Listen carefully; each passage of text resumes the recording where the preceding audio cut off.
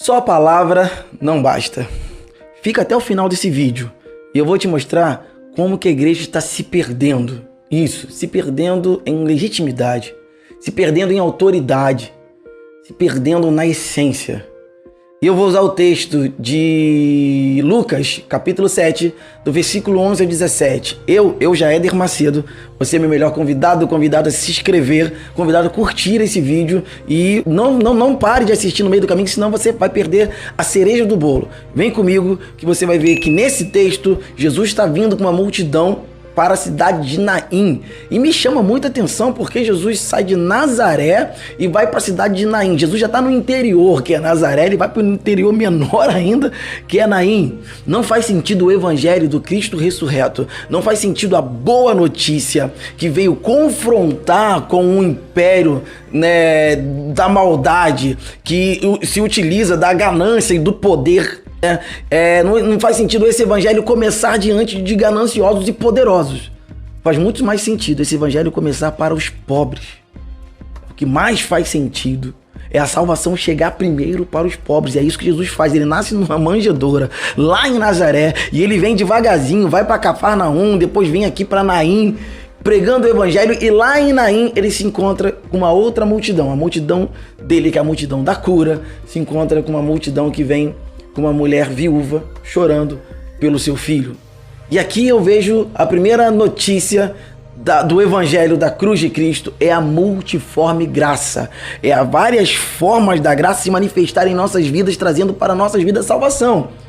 Eu sei que você muitas vezes já ouviu alguém dizer uma metodologia para você conseguir a sua bênção, a sua vitória, né? Faz uma campanha, sobe um monte, desce um monte, jejum, coisa e tal. Essa mulher não pediu nada.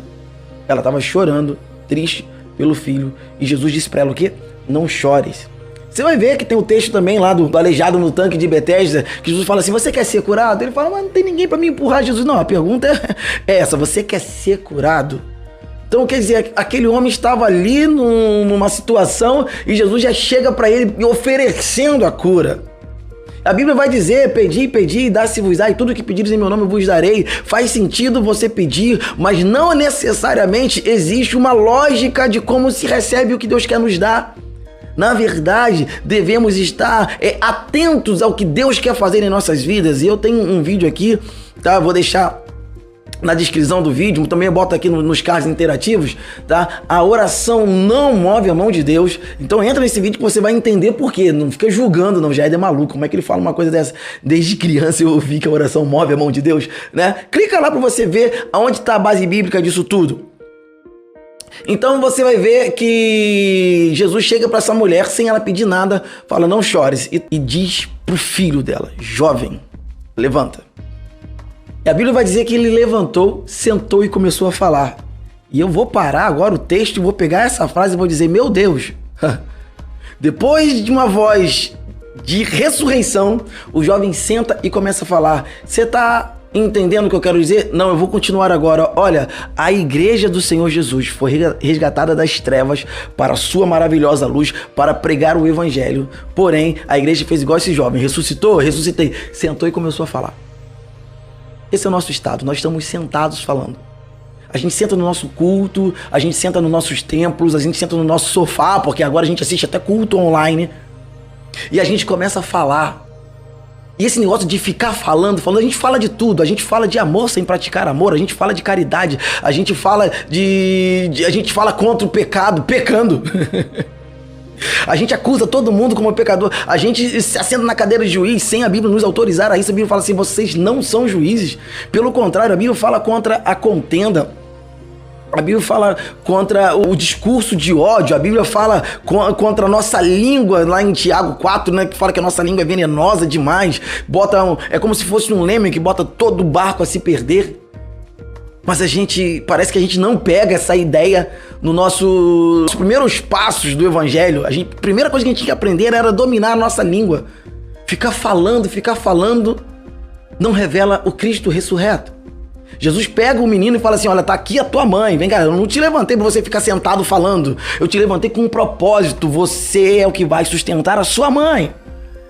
Você não foi resgatado por Cristo para dizer assim, ai, que bom, Jesus me salvou. Não, não. Você tem um propósito. Você foi levantado para sustentar alguém, para socorrer alguém. Existe um propósito na vida da igreja. A igreja se levantou para ser o sustento, para ser a esperança de alguém. O apóstolo Paulo vai dizer, o mistério que esteve oculto agora foi revelado. Cristo em nós, a esperança da glória. Mas aí o mundo, em vez de ver a glória de Cristo em nós, o mundo vê um monte de gente sentado falando e falando mal de todo mundo. A gente tem um discurso hoje político, a gente tem um discurso hoje arrogante, a gente tem um discurso hoje muito distante daquilo que é a pregação do evangelho. E quando eu falo a gente, eu falo maioria, porque graças a Deus existe um remanescente que prega o evangelho de Cristo e pratica o evangelho de Cristo. Isso que é mais interessante. Existe uma minoria que não fica sentadinho no sofá assistindo as coisas não, mas existem pessoas envolvidas com socorro de órfãos. Existem pessoas que visitam lares de idosos. Existem pessoas levantando institutos para dar de comer, para dar capacitação para as crianças que vêm crescendo, para que elas não se desviem para o tráfico. Existem grupos que visitam hospitais. Existem grupos que visitam centros de detenção. Porém, a maioria está sentado e falando. Falando. E falando até de quem faz. Falando até de quem milita a pregação do evangelho.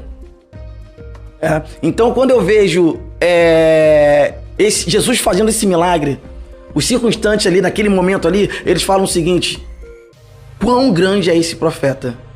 Verdadeiramente, Deus visitou o teu povo. Isso é muito forte.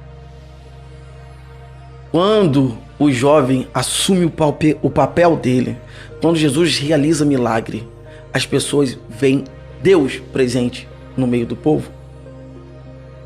Será que as pessoas, quando observam a igreja de Cristo hoje, falam isso? Gente, Deus está no Brasil. Por quê? Porque é nítido como a igreja brasileira age. A gente vê a presença de Deus no Brasil. Será que é isso que estão falando? Ou está acontecendo aquela pergunta que tem na canção do Eli Soares, né? Aonde está Deus? Porque falam de amor, mas não amam. Falam de graça, mas não agem com misericórdia. Pelo contrário, são violentos, são julgadores, imputam peso, imputam jugo, são legalistas. Quantos pastores que se levantam aí, que são verdadeiros déspotas, que só sabem subjugar o povo. E eu tenho vídeos aqui falando de pastores fascistas, eu tenho vídeo aqui falando da entrada do reino dos céus. Vocês podem me ajudar nesse canal, vocês vão ver a pregação do evangelho vindo. Por quê? Porque quando Jesus levanta aquele menino e fala assim, olha, você é a salvação da sua mãe. Não tem uma outra salvação. Se você morrer, já era. Sabe o que Jesus está dizendo? Igreja, nós somos a luz desse mundo, o sal da terra. Não existe plano B. Ou a gente é a salvação para esse mundo, ou tá todo mundo perdido no maligno. Não existe um plano B, igreja. Depois da igreja não havia... Porque quando Deus levanta Noé e morre Noé, e Deus levanta Moisés, e Deus vai levantando juízes, Deus vai levantando reis, vai levantando profetas. Depois de Jesus veio os apóstolos edificou a igreja de Cristo. Não tem um outro plano. Somos nós os pregadores do evangelho. Somos nós a pregação da salvação desse mundo. Então, toma a tua cruz. Se é assim mesmo. E vamos falar de Jesus. Só palavras não bastam. Precisamos agir. Precisamos socorrer. Precisamos fazer. Eu vou deixar na descrição dos vídeos aqui as redes sociais de alguns institutos que eu já ajudo e alguns institutos que eu conheço, mas que eu não posso ajudar porque eu sou um só. Mas você pode ajudar, já que você, muitas vezes que está assistindo esse vídeo agora, não está fazendo muita coisa. E se você está fazendo muita coisa, continue fazendo mais. Talvez você esteja fazendo pouco, por isso você está assistindo esse vídeo. Então, tem muitas casas que a gente pode ajudar, muita gente que a gente pode fazer, porque só palavra não basta. E se você curtiu esse vídeo aí, ou melhor, se você gostou do vídeo, você curte, deixa um comentário aí, eu quero me envolver mais. Bota aí, eu quero me envolver mais, não posso ficar olhando, eu não quero ficar sentado. Pode botar assim no comentário, eu não quero ficar sentado e falando, eu preciso me mover mais. E até a próxima.